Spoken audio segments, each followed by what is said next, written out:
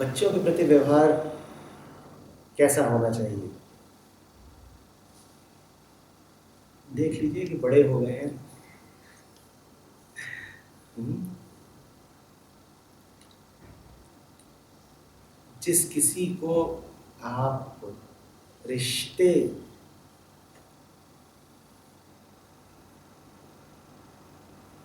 या नाम या उम्र के संदर्भ में देखेंगे, उसे आप देख ही नहीं पाएंगे।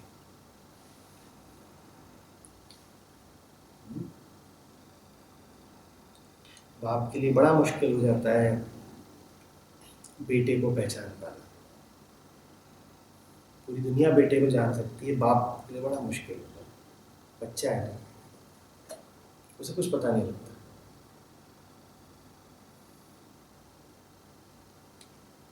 दोनों तरह के उदाहरण देता हूँ। आपने बच्चों की बात करी, लायक और नालायक दोनों बच्चों के उदाहरण देता हूँ।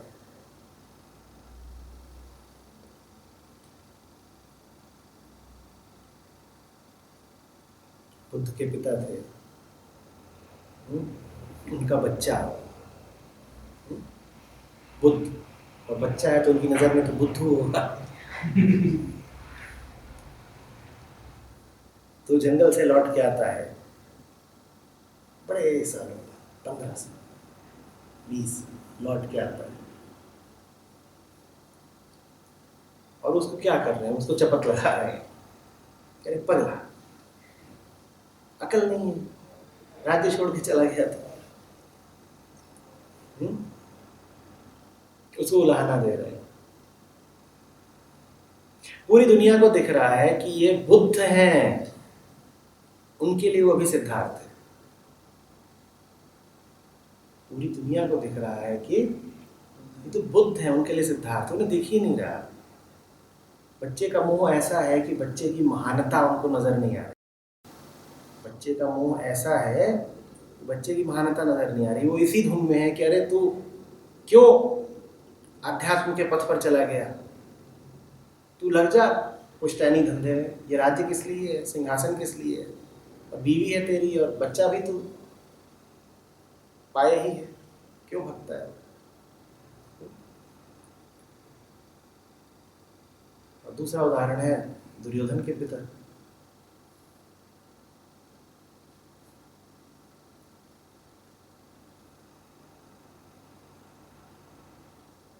वो लगे ही रहे आखिरी समय तक, मेरा सुयोधन, मेरा सुयोधन।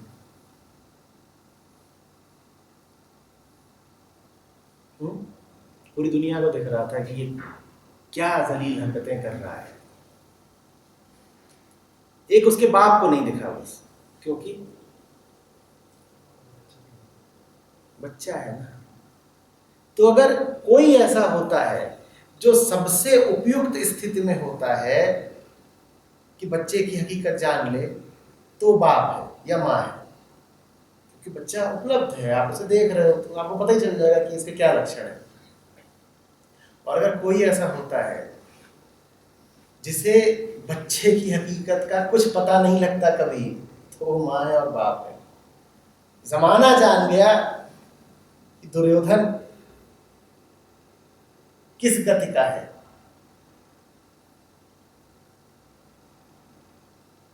दुर्योधन के बाप को, धृतराष्ट्र को नहीं पता लगा।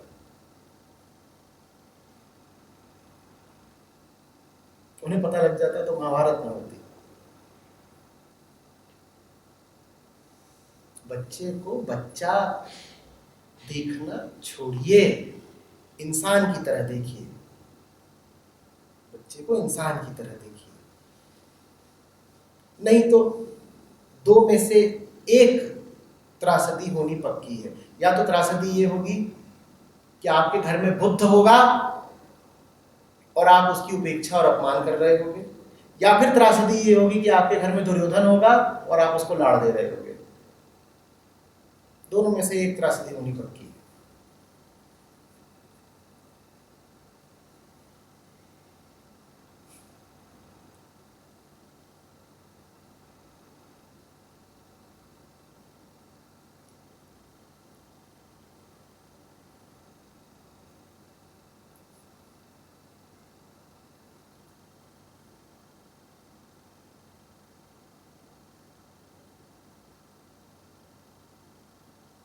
जिनको आप बच्चा बोलते हो ना, उनका मानसिक विकास 80-90% 6-7 साल की उम्र तक पूरा हो जाता है।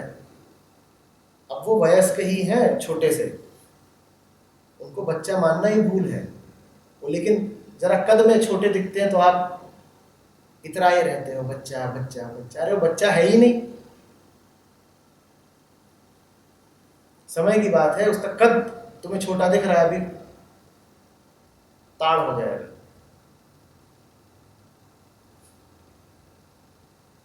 दो साल 4 साल की उम्र तक बच्चा बोल दिया तो बोल दिया, उसके बाद उसे वयस्क की तरह ही देखो, वैसा ही व्यवहार करो। Mini adults, not kids.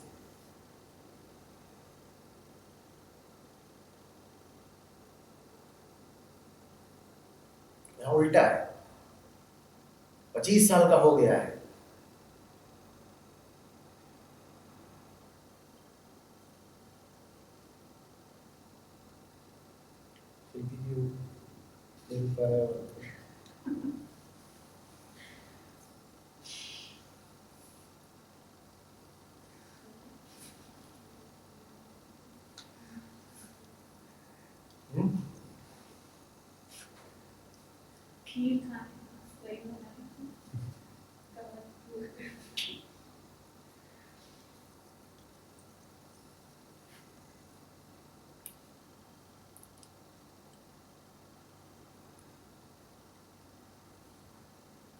ये सामाजिक बीमारी है।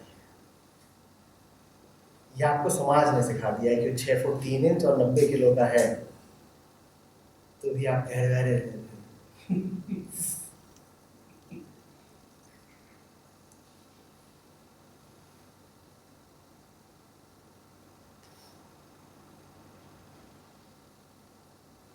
होता है ऐसा, बलात्कारी पकड़े जाते हैं, उनकी माएँ पीछे पीछे आती हैं गाय की तरह, ये तो नुन्नू है, ये थोड़ी कर सकता है,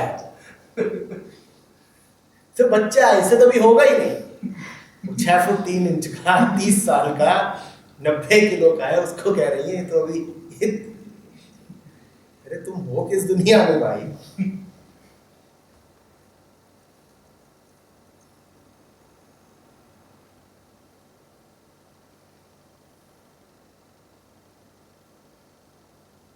वैसे ही बापों का रहता है बेटियों के लिए, मेरी नन्ही परी, छोटी परी, नन्ही परी सड़क पे निकलती है, तब पर आ जाते हैं।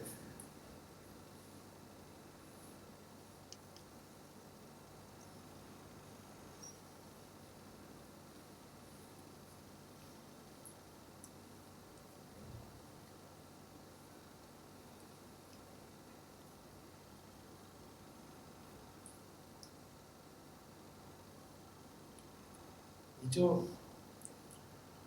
बंद वर्तुल होते हैं, क्लोज्ड सर्किट्स, बहुत खतरनाक होते हैं। आप एक कमरे में रहते हो, उसमें आप हो, 1-2 बच्चे हैं, पति है, पत्नी है, आपके माँ बाप हैं, ऐसे 4-5-7 लोग हैं, और वो सब एक दूसरे को बंधी बधाई नजरों से देखते हैं। बच्चा पिता को जैसे देख रहा है, माँ उसी दृष्टि को और मजबूत कर रही है। बच्चा जिस दृष्टि से बाप को देख रहा है, माँ उसी बिलीफ को रिइंफोर्स कर रही है। ठीक है ना? तो आपको ऐसा लगने लग जाता है कि ऐसा ही तो है, ऐसा ही क्यों है? क्योंकि जो मैं कह रहा हूँ वही मेरा भाई कह रहा है, वही मेरी बहन कह रही है, वही मेरी माँ कह रही है, वही मेरे दादा और दादी कह रहे हैं। ये क्लोज्ड सर्किट है, इसके भीतर सब एक ही थाली के चट्टे बट्टे हैं, और जब ये क्लोज्ड सर्किट टूटता है तो बड़ी चोट लगती है, बड़ा दर्द होता है। घर में वो व्यक्ति पूजनीय है। क्यों पूजनीय है? क्योंकि बच्चे उसकी पूजा करते हैं, और बच्चे देखते हैं कि माँ भी पूजा करती है, और जो दादा दादी है वो भी यही कह रहे हैं कि हमारा बेटा तो पूजनीय है। तो आपको ऐसा लगता है कि अखिल ब्रह्मांड कह रहा है कि ये जो व्यक्ति है ये पूजनीय है। और एक दिन आप अचानक कमरे से बाहर निकलते हो और आपको पता चलता है कि आप जिसको पूजनीय कह रहे हो वो अपने दफ्तर का सबसे भ्रष्ट आदमी है और घूस लेने में अव्वल, और 10 उस पर मुकदमे चल रहे हैं भ्रष्टाचार के और तमाम तरह के, आपका दिल टूट जाता है। इसीलिए जरूरी है कि जिन्हें आप अपने कहते हो उन्हें अपनी ही दृष्टि से न देखा जाए। सबसे अच्छा तो ये होता है कि उन्हें किसी भी दृष्टि से न देखा जाए, बस देखा जाए। लेकिन शुरू करने के लिए इतना कर लीजिए कि उन्हें अपनी दृष्टि से तो देखते ही हैं, दुनिया की दृष्टि से भी देख लीजिए कि जिसको आप इतना पूजनीय बताते हो ये भी तो देख लो कि दुनिया उसको कैसे देख रही है।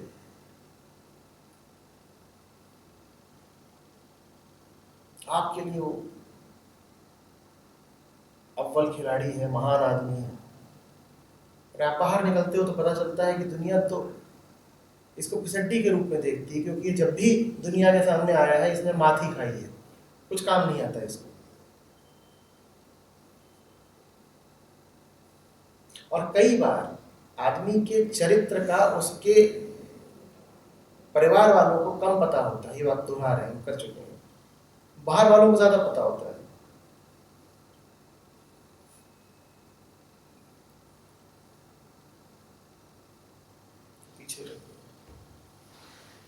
बाहर वालों से मतलब कैसे पता चले कि क्या है? देखिए, बाहर वालों की भी दृष्टि ही है और सबकी जो दृष्टि होती है वो संस्कारित ही होती है, कंडीशन ही होती है। तो मैंने कहा सबसे अच्छा तो ये है कि दृष्टि निरपेक्ष होकर देखो।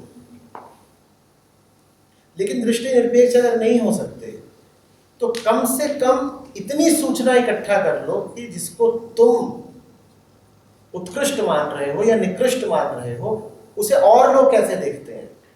पूछो, हाँ पूछ लो या देख लो, जानकारी इकट्ठा कर लो, पता चल ही जाएगा।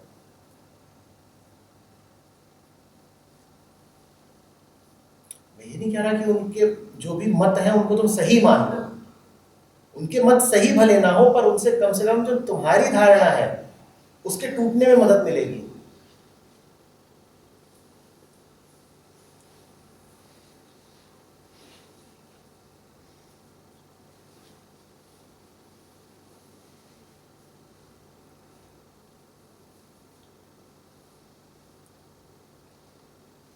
कॉलेजी लड़के होते हैं, सही मानिए उनके बारे में उनके यार दोस्तों को ज़्यादा पता होगा, और यार दोस्तों को जो पता होगा वो बात यथार्थ के ज़्यादा निकट होगी।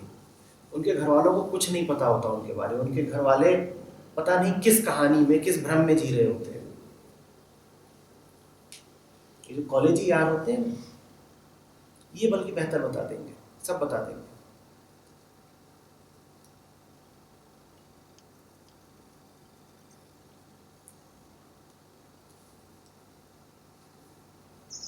आचार्य जी मतलब ये इकट्ठा जानकारी मतलब कैसे आप डायरेक्टली जाके उनसे बात करो? जैसे क्यों नहीं बात करो, कोई नया काम थोड़ा ही हो सकता है। आप अगर एक क्लोज्ड सर्किट में नहीं जी रहे हो तो अपने आप आपके पास इधर उधर सूचनाएं तो आती ही रहती हैं। फिर मैं कह रहा हूँ, मैं नहीं कह रहा हूँ कि तुम सूचनाओं को यथार्थ मान लो, हाँ। पर वो सूचनाएं कम से कम तुम्हें तुम्हारे व्यक्तिगत भ्रमों के प्रति सतर्क रखेंगी।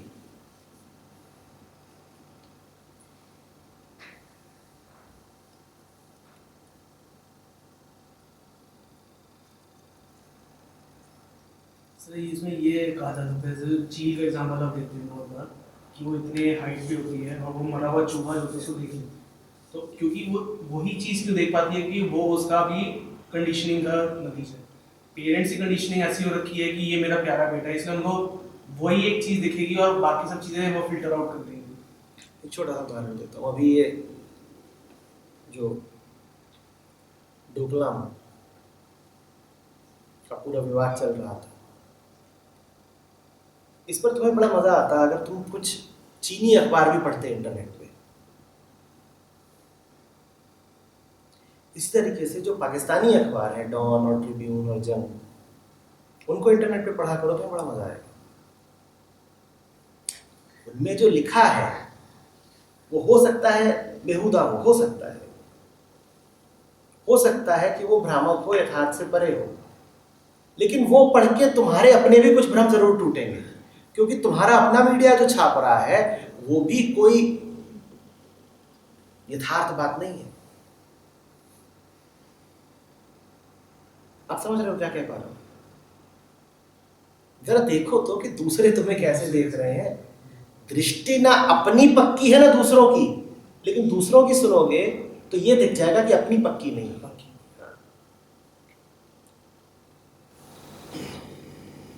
आपने जो धृतराष्ट्र का और दुर्योधन का एग्जाम्पल दिया था, तो उसमें धृतराष्ट्र को एक्चुअली में दिखता नहीं है कि वो है कि वो कहता है मेरा बच्चा है चलो कर ले। क्या फर्क पड़ता है? क्या फर्क? बंदूक तो चल गई, अब इस उंगली से चली कि इस उंगली से चली कि इस उंगली से चली, क्या फर्क पड़ता है? जान तो गई। सब एक है, मद माया मोह क्रोध लोभ सब एक है, कोई उंगली चलाई, बंदूक तो चल गई। जो पौराणिक कहानियां हैं या हमारे मिथक हैं, उनको भी देख लो। अगर पूरी दुनिया पूजती हो कृष्ण को, माँ तो पीछे ही पड़ी रहती थी कि इसको यहाँ बांध दो और वहां बांध दो, उसके लिए तो लल्ला था। चुराएगा तो डांट खाएगा, मार खाएगा। फिर एक बार उन्होंने, कहानी ही है पर संकेत समझो, फिर एक बार उन्होंने पूरे मुंह खोला और उसमें ही समस्त ब्रह्मांड दिखा दिया। मां तब भी कहां मान रही है। उसके बाद कालिया दहा होता है। अगर मां बालकृष्ण के मुंह में ब्रह्मांड को देख के ये पूरा मान ही गई होती कि ये परमात्मा ही है, अवतार है, तो क्या वो ये डरती कि कोई नाग इसको मार देगा? पर जब कालिया दमन चल रहा था और कृष्ण यमुना में गोता मार के नाग से लड़ने में व्यस्त थे, तो माँ बाप लगे रोने। तुम्हें यदि पक्का होता कि अवतार है तो तुम रोते। दशरथ को पक्का था कि अवतार को 14 साल के लिए भेज रहे हैं बाहर। दशरथ को पता था। माँ बाप को कब पता चला है कि बेटा है कौन?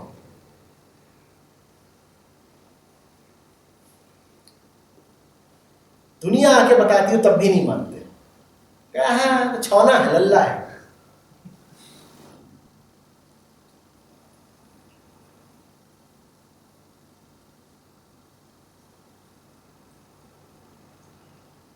तुम और पुराणों में जाओ तो तुम पाओगे, अभी मुझे नाम नहीं याद आ रहे, कितने ही राक्षस ऐसे थे जो ऋषियों के घर पैदा हुए थे।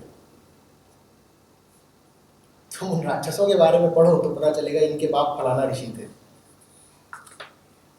ऋषि के घर में राक्षस कैसे पैदा हो गया? क्योंकि बाप को दिख ही नहीं रहा था कि ये चीज क्या आ गई है और ये क्या बढ़ रही है, क्या हो रही है।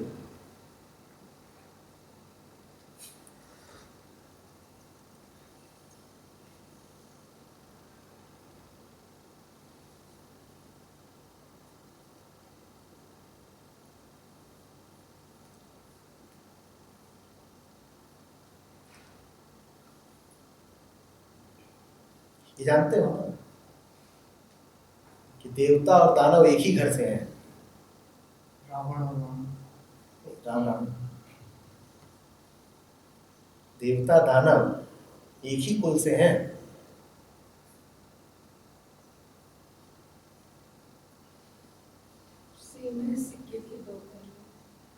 कैसे? पर यहाँ पे बात ये है कि आपको दोनों ही पहलू नहीं दिखाई देते। घर में देवता पैदा हो जाए आपको समझ में नहीं आएगा ये देवता है, और घर में दानव पैदा हो जाए तब भी आपको समझ में नहीं आएगा ये दानव है।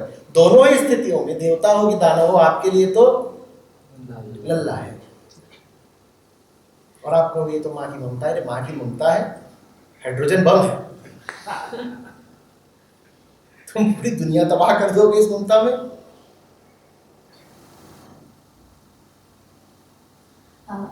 कि जैसे जब आप कहें छोटे बच्चे जब होते हैं जैसे 3 साल के 4 साल के, उनमें एनर्जी बहुत ज़्यादा होती है, तो वो अंधाधुंध कुछ भी they just running around jumping ये वो, तो एक तो आपके मन में फियर है कि लग ना जाए, और दूसरी तरफ एक ये भी है कि आप उसको रोकना भी नहीं चाहेंगे बिकॉज फिर वो भी डरपोक ही बन जाएगा। बट उसमें मतलब एज अ पेरेंट आपका क्या रोल होता है when you think he is small and you want to but you feel you shouldn't but you have to? आप जो भी करना चाहें करिए, पर ये स्पष्ट होना चाहिए आपको कि आप क्या कर रहे हो। उसको आप खेलने की जगह देना चाहते हैं, दीजिए। वो जहाँ खेलता है वहां से आप कुछ नुकीले पदार्थ वगैरह हटाना चाहते हैं, हटाइए। पर ये आपको स्पष्ट होना चाहिए कि इसके भीतर की जैविक ऊर्जा है, बस इतना ही। साफ हो कि ऐसा है, ऐसा है। मोह और प्रेम एक ही चीज के नाम नहीं है, बहुत बहुत अलग चीजें हैं।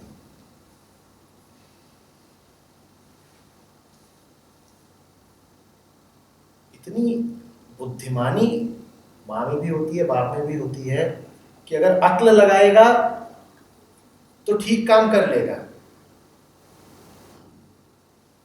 हमारी अक्ल मोह तले दब जाती है। अक्ल का फिर कोई सवाल नहीं रह जाता, अब मोह है। और मोह याद रख लीजिए कि दूसरे से कम संबंधित होता है अपने से ज्यादा। आप ये कह रहे हो मेरा है, आप उसका पक्ष लेके या उसको कुछ दे करके वास्तव में अपने आप को ही पुष्ट करते हो। इतने बच्चे हैं दुनिया में, आप सबके लिए व्याकुल होते हो क्या? बोलो, आप किसके लिए व्याकुल हो रहे हो?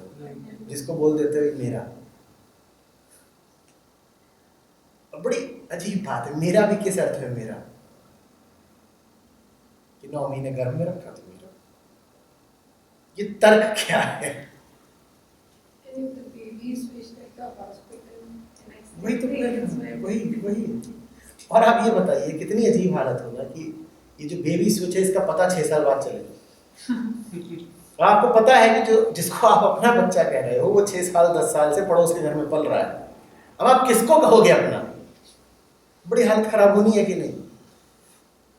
और ये जो खराब हालत है ये आनी ही आनी है मोह के कारण। मोह इस तरह की कई स्थितियां पैदा कर देगा।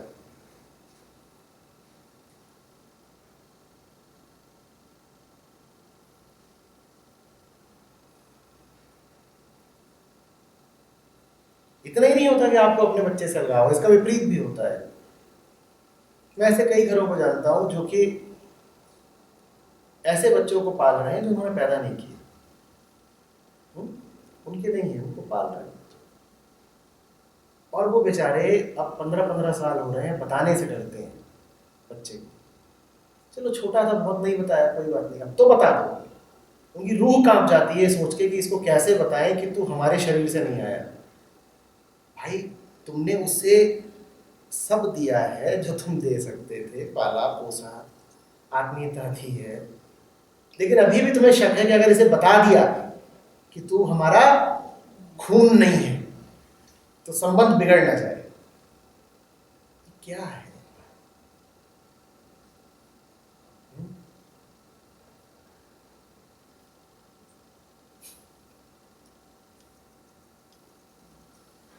अभी पिछले महीने एक से करवाया है, कुछ नहीं हुआ। वो उन्होंने बड़ी तैयारी वारी करके 1 महीने एकदम दिल पे हाथ रख के मेडिकल चेकअप को अपना करा के भाई मर तो नहीं जाएंगे बताने में, ऐसे करके उसको बुलाया, बेटा यहाँ बैठ। और दोनों माँ बाप के हाथ हाथ काँप रहे हैं बिल्कुल। और वो कह रहे हैं क्यों टाइम खराब करने के लिए बुलाया है, क्या है, जो बोलना है बोल दो। बोले तुझे बहुत हम राज की बात बताना चाहते हो। 2 घंटे भूमिका बांधी, खूब आंसू आंसू बहाए। माँ ने उससे पहले कसम ली कि जो तुझे बता रही हूँ उसके बाद तुमने छोड़ तो नहीं देगा। और वो ये सब देख रहा है, कह रहा है कि व्हाट मोराल्स। और उसके बाद ये सब करके उसको बिल्कुल भरे हुए गले से और कांपते स्वर से बता दिया, वो तुम ना हमारी बायोलॉजिकल औलाद नहीं है, हम तुझे फलानी जगह से लेके आए थे। उसने कहा बता लिया, मैं फुटबॉल खेलने आ रहा हूं।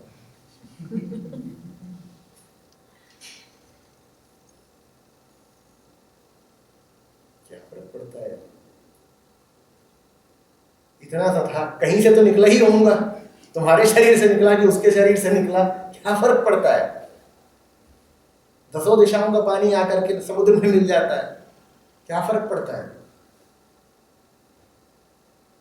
पड़ता होगा फर्क, अभी मुझे फुटबॉल खेलनी, मुझे अच्छा लगे, फिर तुम बता रहे हैं कि तुम बड़ा बदतमीज हमारी भावनाओं का आदर ही नहीं किया, एक आंसू नहीं आया उसके, बोलता है फुटबॉल खेलनी है, भग गया। मगर तुम पगले हो, मोहग्रस्त हो, बच्चा भी तुम्हारी तरह मोहग्रस्त हो, कोई जरूरी है। तुम रोए जा रहे हो, पागल हुए जा रहे हो, वो मस्त है,